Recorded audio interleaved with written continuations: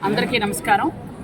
ఈరోజు మహానుభావుడు భారత రాజ్యాంగ నిర్మాత బాబాసాహెబ్ డాక్టర్ బిఆర్ అంబేద్కర్ గారి జయంతి సందర్భంగా మా పిల్లలందరితో అది జరుపుకోవాలని ఇక్కడికి మైలవరం నియోజకవర్గం అన్న శాసనసభ్యులు కృష్ణప్రసాద్ గారితో కలిసి వచ్చాం.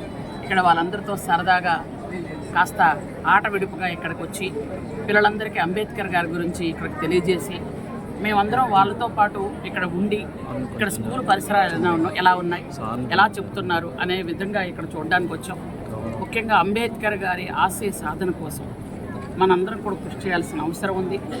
రాజకీయంగా కానీ, సామాజికంగా కానీ, ఆర్థికంగా కానీ ప్రజలందరూ ఎదగాలని, సమాజంలో అంటరానితనం నిర్మూలించి అస్పృశ్యతను పారదోలి అందరూ కూడా సమానంగా ఉండి సమసమాజ స్థాపన నిర్మించాలని ఆయన ఆశయాలకు అనుగుణంగా ఇప్పటి పిల్లలకు ఆయన తాలూకా విషయాలను, అప్పుడున్నటువంటి క్రమశిక్షణ కర్తవ్యాలను బోధిస్తూ వాళ్ళకు తెలియజేయాలని ఇక్కడ రావడం జరిగింది.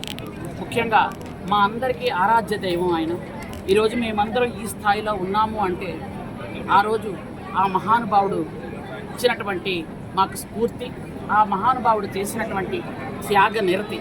కాబట్టి అందరూ కూడా అణగారిన వర్గాల నుంచి వచ్చిన అందరికీ కూడా అంబేద్కర్ గారే దేవుడు. ఆ దేవుడు జయంతి కాబట్టి అందరం జరుపుకుందామని రావడం జరిగింది.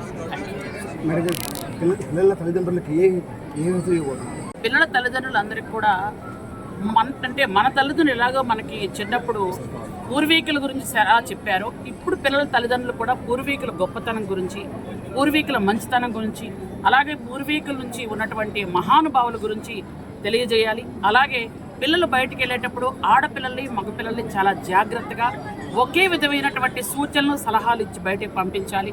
ఆడపిల్లను ఎంత జాగ్రత్తగా వెళ్ళి రమ్మంటున్నామో మగపిల్లను కూడా అంత జాగ్రత్తగా వెళ్ళి రమ్మని చెప్పడమే నా తాలూకా ధ్యేయం. ఈరోజు ప్రజలందరూ క్షేమంగా ఉండడమే కూటమి ప్రభుత్వం, ముఖ్యంగా గౌరవ ముఖ్యమంత్రి గారి లక్ష్యం. కాబట్టి అందరి తల్లిదండ్రులకు కూడా నేను చెప్పేది ఒకటే, పిల్లలందరినీ సమానంగా పెంచండి. మనం పడిన కష్టాలు పిల్లలు పడకూడదు కాబట్టి చక్కగా చదివించండి, సమాజంలో వాళ్ళని మంచి పౌరులుగా తీర్చిదిద్దండి అని తెలియజేస్తున్నాను.